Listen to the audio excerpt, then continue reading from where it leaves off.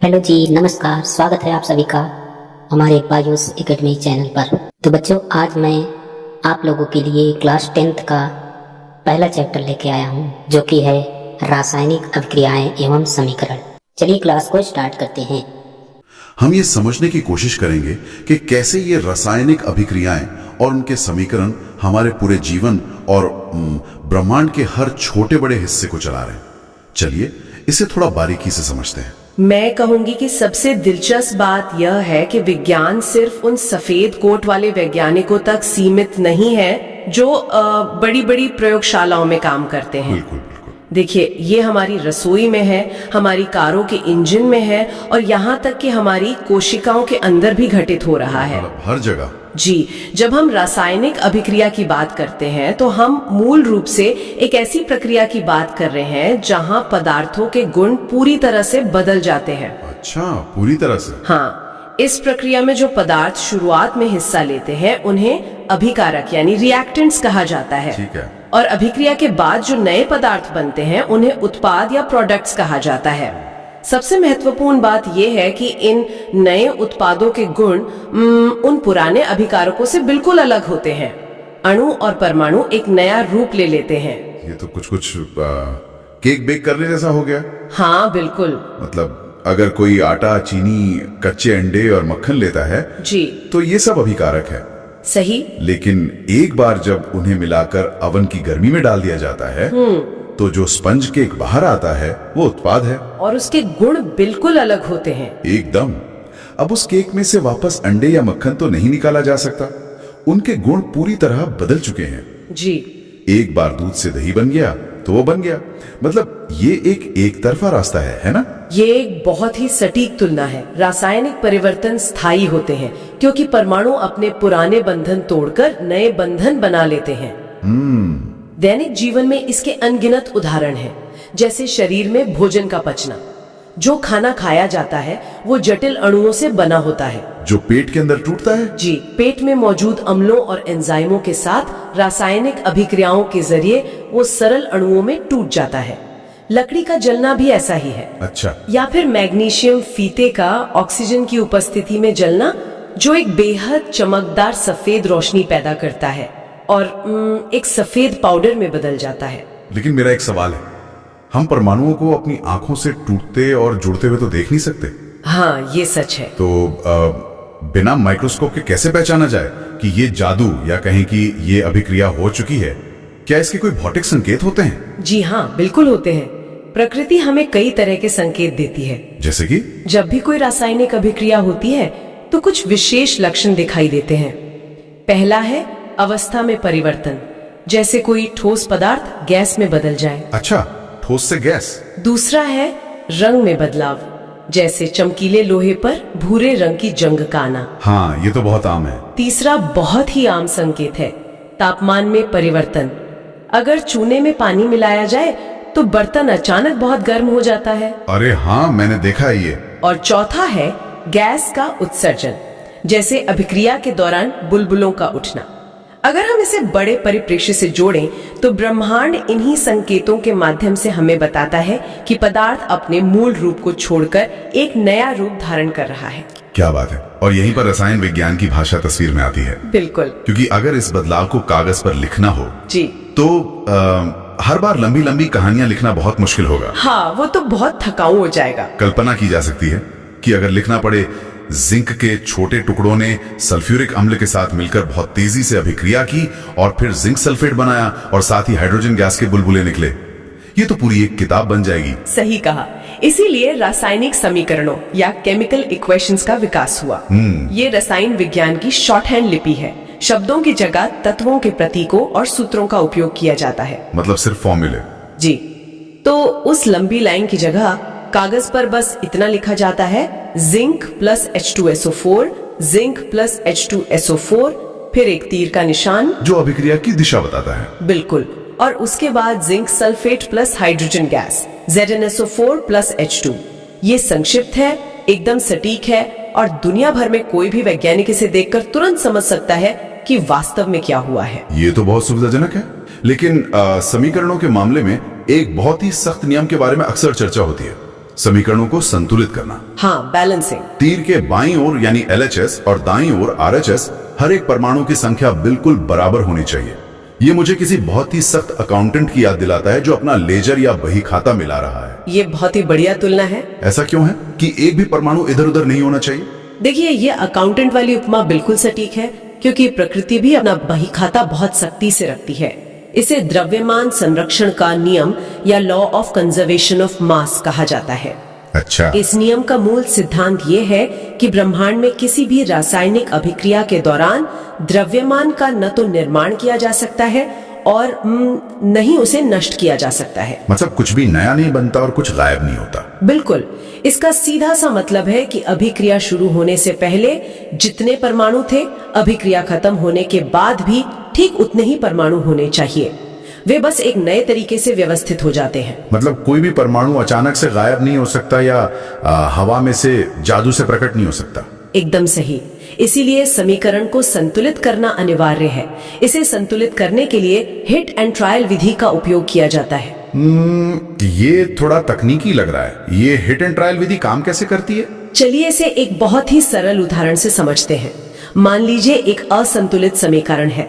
लोहा यानी Fe जब पानी यानी H2O से अभिक्रिया करता है तो वो फेरिक ऑक्साइड, जिसका सूत्र Fe3O4 है, और हाइड्रोजन गैस यानी H2 बनाता है। अब यहाँ दोनों तरफ परमाणुओं की संख्या बराबर नहीं है। हाँ, एक तरफ लोहा 1 है, दूसरी तरफ 3। सही। तो इस विधि का सबसे पहला और सबसे अहम नियम ये है कि हम किसी भी यौगिक के सूत्र के अंदर कोई बदलाव नहीं कर सकते। इसलिए हम हर सूत्र के चारों ओर एक काल्पनिक बॉक्स बना लेते हैं। बॉक्स? हाँ, बॉक्स के अंदर का कोई भी नंबर नहीं बदला जा सकता। रुको, इसका मतलब है कि मैं संतुलन बनाने के लिए पानी के H2O को H3O नहीं बना सकता? बिल्कुल नहीं। अगर H2O को H3O या HO बना दिया जाए तो वो पानी रहेगा ही नहीं। वो कुछ और बन जाएगा? हाँ, वो कोई और रसायन बन जाएगा। केवल पूरे बॉक्स के आगे कोई संख्या या गुणांक लगाया जा सकता है। अब समीकरण में हम देखते हैं कि किस यौगिक में सबसे ज्यादा परमाणु है। इस मामले में फेरिक ऑक्साइड। जी। उत्पाद की तरफ Fe3O4 है, जिसमें ऑक्सीजन के 4 परमाणु हैं, जबकि बाईं ओर यानी अभिकारक में पानी में केवल 1 ऑक्सीजन परमाणु है। तो संतुलन बनाने के लिए हमें बाईं ओर भी 4 ऑक्सीजन चाहिए होंगे। सही। तो हम पानी के पूरे बॉक्स के आगे 4 लगा देते हैं। अब ऑक्सीजन तो संतुलित हो गया। लेकिन हाइड्रोजन का क्या? वही नई समस्या खड़ी हो गई। पानी के आगे 4 लगाने से अब बाईं ओर हाइड्रोजन के 8 परमाणु हो गए हैं। 4 गुणा 2। ओ, समझ गया। तो अब दाईं ओर वाले हाइड्रोजन को भी 8 करना पड़ेगा। बिल्कुल। दाईं ओर हमारे पास H2 है।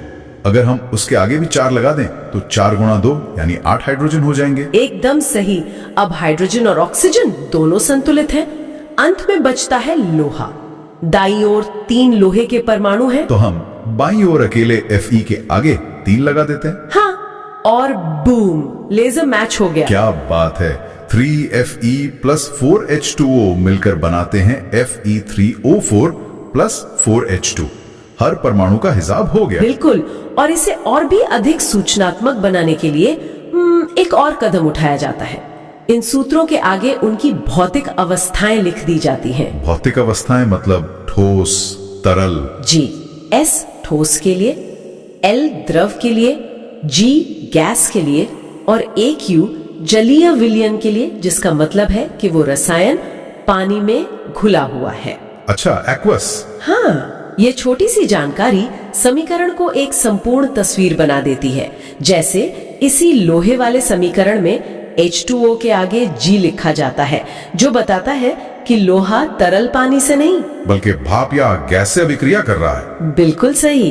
क्या बात है। अब जब ये स्पष्ट हो गया है कि ये सब काम कैसे करता है, तो ये समझना दिलचस्प होगा कि परमाणु आपस में जुड़ते और टूटते कैसे हैं। चलिए संयोजन अभिक्रिया या कॉम्बिनेशन रिएक्शन से शुरू करते हैं। परमाणु एक दूसरे का हाथ कैसे पकड़ते हैं? संयोजन अभिक्रिया नाम से ही स्पष्ट है, चीजों का जुड़ना। जब 2 या 2 से अधिक अभिकारक मिलकर केवल एक एकल उत्पाद बनाते हैं तो उसे संयोजन अभिक्रिया कहते हैं। जैसे? इसका एक बहुत ही सरल उदाहरण कोयला का जलना है। हवा में मौजूद ऑक्सीजन और कोयले का कार्बन आपस में पूरी तरह जुड़ जाते हैं। और कार्बन डाइऑक्साइड गैस बनाते हैं। जी। पानी का निर्माण भी ऐसा ही है, जहाँ हाइड्रोजन और ऑक्सीजन गैसें मिलकर तरल पानी बनाती हैं। और यहाँ एक बहुत दिलचस्प बात सामने आती है कि जब चीजें जुड़ती हैं या परमाणु एक दूसरे के साथ नए बंधन बनाते हैं तो अक्सर बहुत सारी ऊर्जा बाहर निकलती है। हाँ, इसे ऊष्माक्षेपीय अभिक्रिया या एक्सोथर्मिक रिएक्शन कहा जाता है। जैसे घरों में खाना पकाने के लिए जो प्राकृतिक गैस जलाई जाती है। बिल्कुल। मीथेन गैस ऑक्सीजन के साथ मिलकर कार्बन डाइऑक्साइड, पानी और ढेर सारी ऊष्मा देती है। ऊष्माक्षेपीय अभिक्रियाओं में उत्पाद के निर्माण के साथ साथ ऊष्मा या ऊर्जा भी मुक्त होती है। लेकिन यहाँ जो सबसे हैरान करने वाला तथ्य है वो ये है कि श्वसन यानी सांस लेने की प्रक्रिया भी मूल रूप से एक ऊष्माक्षेपीय अभिक्रिया ही है। सच में ये वाकई में चौंकाने वाला है। मतलब हम जो सिर्फ सांस अंदर और बाहर ले रहे हैं वो भी एक दहन प्रक्रिया है। बिल्कुल है। तकनीकी रूप से इंसान चलते फिरते ऊष्माक्षेपी इंजन है। इसे ऐसे ही समझा जा सकता है। शरीर जो खाना पचाता है वो ग्लूकोज में टूट जाता है। जब सांस अंदर ली जाती है तो फेफड़ों से ऑक्सीजन रक्त के जरिए हर एक कोशिका तक पहुंचती है। अच्छा। कोशिकाओं के अंदर ये ऑक्सीजन ग्लूकोज के साथ रासायनिक अभिक्रिया करती है। इस प्रक्रिया में कार्बन डाइऑक्साइड और पानी बनता है। लेकिन सबसे महत्वपूर्ण बात, ऊर्जा मुक्त होती है। जी हाँ, अत्यधिक मात्रा में ऊर्जा मुक्त होती है।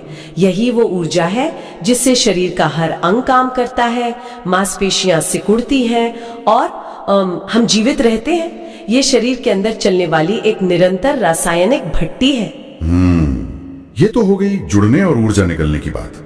लेकिन अगर हम इस प्रक्रिया को उल्टा करना चाहें, मतलब तोड़ने की बात? हाँ, अगर परमाणु आपस में मजबूती से जुड़े हुए हैं तो उन्हें अलग कैसे किया जाए? इस उल्टी प्रक्रिया को वियोजन अभिक्रिया या डिकम्पोजिशन रिएक्शन कहते हैं। इसमें एक अकेला अभिकारक टूटकर दो या दो से अधिक छोटे उत्पादों में बढ़ जाता है। अब जैसा कि आपने कहा, परमाणु आपस में मजबूती से जुड़े होते हैं। उन बंधनों को तोड़ने के लिए हमेशा बाहर से ऊर्जा की आवश्यकता होती है। अच्छा, तो ये ऊर्जा सोखते हैं? जी, इसलिए ये अक्सर ऊष्माशोषी अभिक्रियाएं या एंडोथर्मिक रिएक्शंस होती हैं। ऊर्जा के स्रोत के आधार पर पदार्थों को तोड़ने के 3 मुख्य तरीके हैं। तो ऊर्जा देकर बंधनों को जबरदस्ती तोड़ा जाता है।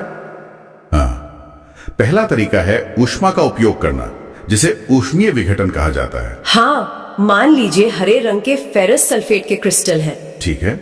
अगर उन्हें एक परखनली में डालकर नीचे से बर्नर से बहुत तेज गर्म किया जाए तो वो गर्मी उन परमाणुओं के बीच के बंधनों को तोड़ देती है। हरा सल्फेट भूरे रंग के फेरिक ऑक्साइड में बदल जाता है और कुछ गैसें भी निकलती है। बिल्कुल, सल्फर डाइऑक्साइड और सल्फर ट्राइऑक्साइड जैसी तीखी गंध वाली गैसें बाहर निकलती हैं। गर्मी ने सचमुच अणु को फाड़ दिया। दूसरा तरीका मुझे विज्ञान के किसी शानदार जादुई प्रयोग जैसा लगता है, बिजली से होने वाला विघटन यानी वैद्युत विघटन। ये प्रयोग वास्तव में बहुत ही अद्भुत है। अगर सिर्फ पानी को गर्म किया जाए तो वो भाप बन जाएगा, टूटेगा नहीं। हाँ, वो तो अवस्था परिवर्तन है। जी, पानी के अणुओं को तोड़ने के लिए बिजली का उपयोग किया जाता है। एक मग में पानी लेकर उसमें थोड़ा सा अम्ल मिला दिया जाता है ताकि वो विद्युत का सुचालक बन जाए। अच्छा। फिर उसमें ग्रेफाइट की 2 रॉड डालकर बैटरी से करंट प्रवाहित किया जाता है। जैसे ही बिजली पानी से गुजरती है, पानी के अणु टूटने लगते हैं। तो एक रॉड पर ऑक्सीजन और दूसरी पर हाइड्रोजन? बिल्कुल, एक पर ऑक्सीजन गैस के बुलबुले बनते हैं और दूसरी पर हाइड्रोजन गैस के। और इसमें सबसे कमाल की बात यह है कि अगर उन बुलबुलों को परखनली में इकट्ठा किया जाए तो साफ साफ दिखता है कि हाइड्रोजन गैस का आयतन ऑक्सीजन गैस के आयतन से बिल्कुल दुगना होता है। जी हाँ, ये सिर्फ एक किताबी सिद्धांत नहीं है, ये आंखों के सामने साबित करता है कि पानी का फॉर्मूला H2O क्यों है, ऑक्सीजन के एक हिस्से के मुकाबले हाइड्रोजन के 2 हिस्से। बिल्कुल सही। विज्ञान जब आंखों के सामने खुद को साबित करता है तो वो पल बहुत खास होता है। अब बात करते हैं तीसरे तरीके की, जो प्रकाश के जरिए होता है, प्रकाशीय वियोजन। सूर्य की रोशनी से? हाँ, सूर्य की रोशनी में इतनी ऊर्जा होती है कि वो सिल्वर क्लोराइड या सिल्वर ब्रोमाइड जैसे रसायनों को तोड़ सकती है। जब इन पर सफेद रोशनी पड़ती है तो ये टूटकर सिल्वर यानी चांदी और ब्रोमीन या क्लोरीन गैस में बदल जाते हैं। इसी बात ने मुझे सबसे ज्यादा रोमांचित किया, क्योंकि पुराने जमाने की जो ब्लैक एंड व्हाइट जो शाम श्वेत फोटोग्राफी होती थी, उसका पूरा आधार यही अभिक्रिया थी। एकदम सही। पुराने कैमरों की फिल्म पर सिल्वर ब्रोमाइड का लेप होता था। जब कैमरे का शटर खुलता था और प्रकाश अंदर आता था तो जहां जहां प्रकाश पड़ता वहां का सिल्वर ब्रोमाइड टूट जाता था। हाँ, टूटकर चांदी की धातु में बदल जाता था और काला दिखने लगता था। इसी तरह से तस्वीर उभरती थी। प्रकाश से पेंटिंग करने का ये कितना खूबसूरत तरीका था। ये विज्ञान और कला का एक बहुत ही शानदार संगम है। अब रासायनिक अभिक्रियाओं की एक और दिलचस्प श्रेणी है जिसे विस्थापन अभिक्रियाएं या डिस्प्लेसमेंट रिएक्शंस कहते हैं। यहाँ बात सच में बहुत दिलचस्प हो जाती है, क्योंकि ये मुझे किसी खेल की टीम की तरह लगता है, जहां एक ताकतवर नया खिलाड़ी आकर किसी कमजोर खिलाड़ी को बेंच पर बैठा देता है और खुद मैदान में उतर जाता है। ये उपमा एकदम सटीक है। रसायन विज्ञान में एक सक्रियता श्रेणी या रिएक्टिविटी सीरीज होती है जो ये बताती है कि कौन ज्यादा ताकतवर है। जी, जो बताती है कि कौन सा तत्व कितना क्रियाशील है। विस्थापन अभिक्रिया में एक अधिक क्रियाशील तत्व एक कम क्रियाशील तत्व को उसके यौगिक से बाहर धकेल देता है। अच्छा, कोई उदाहरण? इसका एक क्लासिक उदाहरण है कॉपर सल्फेट के विलयन में लोहे की कील डालना। कॉपर सल्फेट का रंग गहरा नीला होता है। अधिक ताकतवर खिलाड़ी है और कॉपर कमजोर। बिल्कुल, लोहा कॉपर से अधिक क्रियाशील है, इसलिए जैसे ही कील उस नीले विलयन में जाती है, लोहा कॉपर सल्फेट में से कॉपर को बाहर निकाल फेंकता है और खुद जुड़ जाता है। हाँ, और खुद सल्फेट के साथ जुड़कर आयरन सल्फेट बना लेता है। इसे आंखों से होते हुए देखा जा सकता है। विलयन का गहरा नीला रंग धीरे धीरे हल्का हरा हो जाता है और जो कॉपर बाहर निकाला गया है वो लोहे की कील पर एक भूरी परत के रूप में जम जाता है। जिंक भी कॉपर के साथ ऐसा ही कर सकता है, क्योंकि जिंक भी ज्यादा ताकतवर है। क्या कोई ऐसी स्थिति भी होती है जहां दोनों टीमें अपने खिलाड़ी आपस में बदल लें? मतलब कोई किसी को पूरी तरह बाहर न निकाले, बस अदला बदली कर ले। हाँ, उसे द्विविस्थापन अभिक्रिया या डबल डिस्प्लेसमेंट रिएक्शन कहते हैं। इसमें दो अलग अलग यौगिकों के बीच आयनों का आदान प्रदान होता है। अच्छा, उदाहरण के लिए सोडियम सल्फेट और बेरियम क्लोराइड के विलयनों को मिलाने पर सोडियम और बेरियम अपनी जगह बदल लेते हैं। बेरियम सल्फेट बनता है जो पानी में घुलनशील नहीं होता। तो वो कहाँ जाता है? वो तुरंत एक सफेद बादल या ठोस पदार्थ के रूप में पानी के नीचे बैठ जाता है। इसे अवक्षेप या प्रेसिपिटेट कहते हैं। अब तक हमने जुड़ना, टूटना और एक दूसरे की जगह लेना देख लिया, लेकिन एक और बुनियादी अवधारणा है जिसका जिक्र करना बहुत जरूरी है, उपचयन और अपचयन, जिन्हें रेडॉक्स रिएक्शंस कहा जाता है। ये क्या है? उपचयन, जिसे अंग्रेजी में ऑक्सीडेशन कहते हैं, का सीधा सा अर्थ है किसी पदार्थ में ऑक्सीजन का जुड़ना या उसमें से हाइड्रोजन का निकलना। ठीक है। इसके ठीक विपरीत अपचयन या रिडक्शन है, जिसमें ऑक्सीजन निकलती है या हाइड्रोजन जुड़ती है।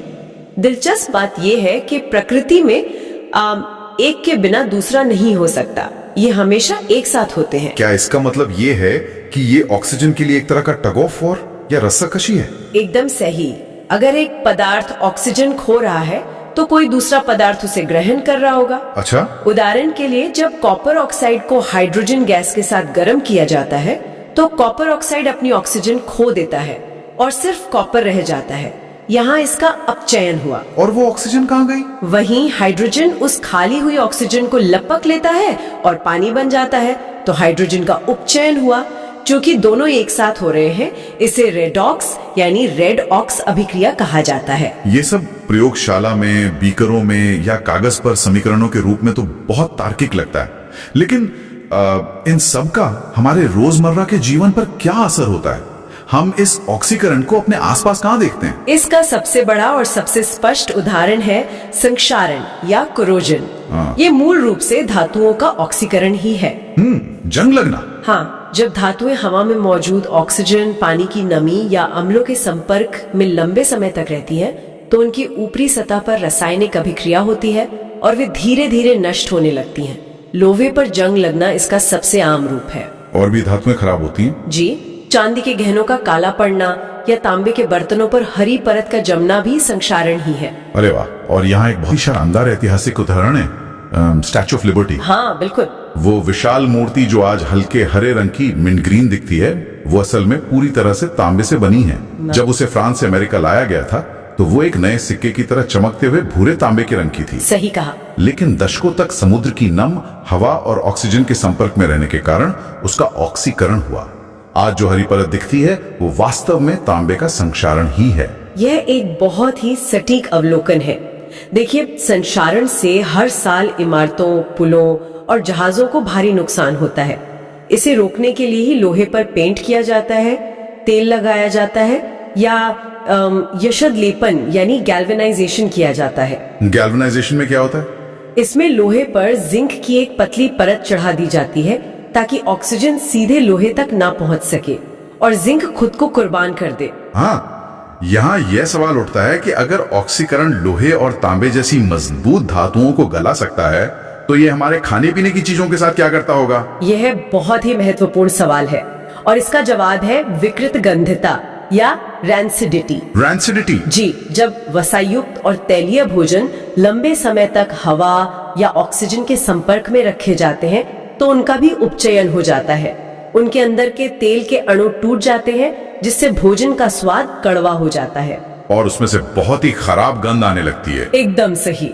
और यहीं पर मेरे लिए एक बहुत बड़ा आहा मोमेंट था। हाँ। अक्सर ये शिकायत सुनने को मिलती है कि जब बाजार से आलू के चिप्स का पैकेट लाते हैं तो उसमें चिप्स से ज्यादा हवा भरी होती है। हाँ, ये तो सब कहते हैं। लेकिन वो हवा सिर्फ बेवकूफ बनाने के लिए नहीं है। मतलब वो आम हवा या ऑक्सीजन नहीं होती, वो नाइट्रोजन गैस होती है। जी बिल्कुल। चिप्स को उपचयित होने से बचाने के लिए पैकेट में से ऑक्सीजन को निकालकर अक्रिय नाइट्रोजन गैस भर दी जाती है। नाइट्रोजन एक अंगरक्षक की तरह काम करती है ताकि महीनों तक चिप्स ताजे और कुरकुरे रहें। बिल्कुल। नाइट्रोजन गैस रसायनों के साथ जल्दी अभिक्रिया नहीं करती, इसलिए वो ऑक्सीकरण को रोकती है। इसके अलावा भोजन को खराब होने से बचाने के लिए प्रतिऑक्सीकारक या एंटीऑक्सीडेंट्स का उपयोग किया जाता है। खाने को वायु रोधी या एयरटाइट बर्तनों में रखा जाता है ताकि ऑक्सीजन अंदर ना जा सके। और फ्रिज का इस्तेमाल होता है क्योंकि कम तापमान पर रासायनिक अभिक्रियाओं की गति बहुत धीमी हो जाती है। ये सब अविश्वसनीय है। तो अगर हम आज की इस पूरी चर्चा को समेटें तो ये स्पष्ट हो जाता है कि हमारे द्वारा खाए जाने वाले भोजन के पचने से लेकर हमारी सांसों से पैदा होने वाली ऊर्जा तक, हाँ, और यहाँ तक कि चिप्स के पैकेट में मौजूद गैस तक, सब कुछ एक दूसरे से जुड़ा हुआ है। हमारा पूरा अस्तित्व, हमारे आसपास का पर्यावरण, संतुलित रासायनिक समीकरणों की एक खूबसूरत और अंतहीन श्रृंखला है। प्रकृति हर पल अपना बही खाता संतुलित कर रही है और हम उसी संतुलन का हिस्सा है। ये बहुत ही खूबसूरती से कहा आपने। शुक्रिया। और ये एक बहुत ही डरावना लेकिन दिलचस्प विचार है जो मैं चर्चा के अंत में रखना चाहूंगा। बताइए। हमने देखा कि ऑक्सीकरण वह प्रक्रिया है जो लोहे जैसी मजबूत धातुओं को जंग लगाकर खत्म कर देती है और ताजे भोजन को सड़ा देती है। आणविक स्तर पर देखें तो जैविक जीवों में बुढ़ापा या एजिंग भी अनिवार्य रूप से एक धीमी ऑक्सीकरण प्रक्रिया ही है। ये एक दिलचस्प नजरिया है। हमारी कोशिकाएं हर रोज ऑक्सीजन का उपयोग करती हैं और समय के साथ धीरे धीरे टूटती हैं। तो जरा सोचिए, अगर एक चिप्स को ताजा रखने के लिए उसे नाइट्रोजन के वातावरण में पैक किया जा सकता है तो क्या भविष्य में कभी ऐसा संभव होगा कि अलग अलग वातावरण या उन्नत एंटीऑक्सीडेंट्स के जरिए जैविक जीवन की उम्र बढ़ने की गति को भी धीमा किया जा सके? ये सोचने पर मजबूर करता है। क्या इंसान अपनी शेल्फ लाइफ बढ़ा सकेगा? ये सोचने वाली बात है। आज के इस गहन विश्लेषण में इतना ही। अगली बार किसी नए रहस्य के साथ फिर मुलाकात होगी।